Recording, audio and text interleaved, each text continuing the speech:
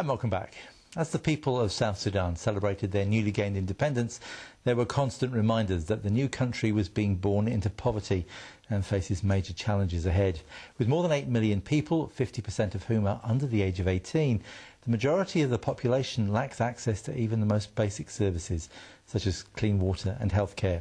Well, World Vision is one of the non-governmental organisations working in Southern Sudan to improve conditions in that country, and one of their aid workers, Seth Le Leu, is with me now. Seth, welcome to the programme. Thank you for joining us. It's a pleasure to be here. You're no stranger to Africa. I've lived in Africa for about 17 years all up. So, yeah, it's part of in my blood.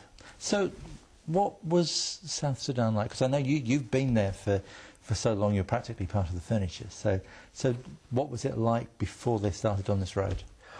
Well, to start with, when you get in an aeroplane to fly to South Sudan, say from Nairobi, which is in East Africa, you're kind of in a time machine because you go back 70 or 80 years in terms of development. So where Kenya is today, Sudan is about 80 years behind that. Okay.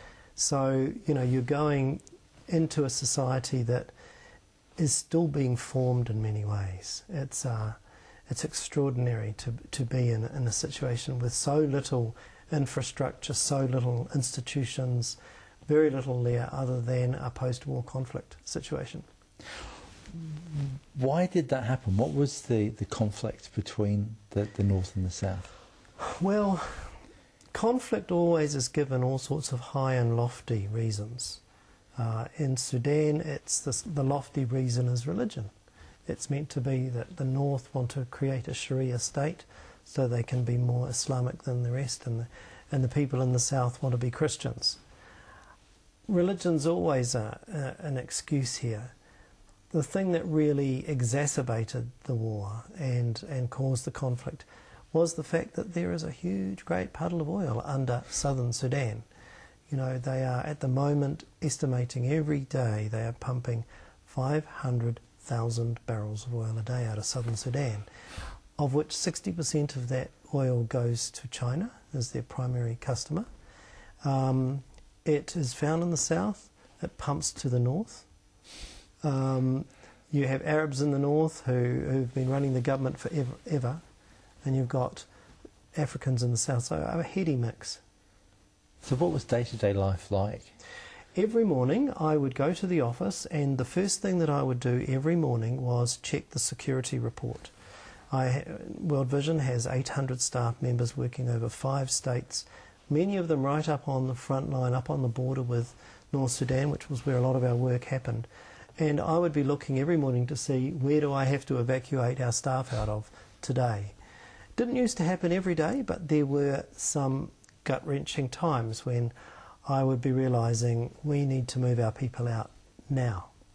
So it's a pretty conflict-ridden place. So it's not just as simple as the rebels versus the government or the north versus the south. No. It's more complex than that. It is extraordinarily complex. It's a place with, one of the biggest steps that the people in the south have to do.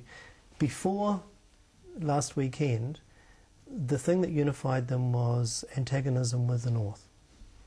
What they now have to do is they have to say, we are Southern Sudanese. In the same way as we say we're Kiwi, and there's a whole sense of solidarity. You know, we don't think, oh, we're Northerners or Southerners or whatever, we're Kiwis. And being a nation is that understanding that you're not a tribe, you don't belong to a tribe, but you belong to a nation. And at the moment, most of the people in Southern Sudan would see them. I think at the moment there's a euphoria about the new nationhood, but that won't last too long. Salva Kiir, in a meeting that I had with him, he said, look, I don't want assistance with the reconstruction of Southern Sudan, I want assistance with its construction. And in the last 5 years it's been astounding, because an example would be in Warup State, which is an area where we're working, where World Vision has its main program. 5 years ago I met the governor of the state, and he was in the only non-bombed out building in a little village. If you go back today, that little village has a state legislature, it has state ministries of government, it has schools, it has roads, it has an all-weather track. It's linked to the rest of the country by all-weather roading. So whilst there's been there is still incredible challenges. The actual work that's been done there is truly remarkable given the level of challenge that there is.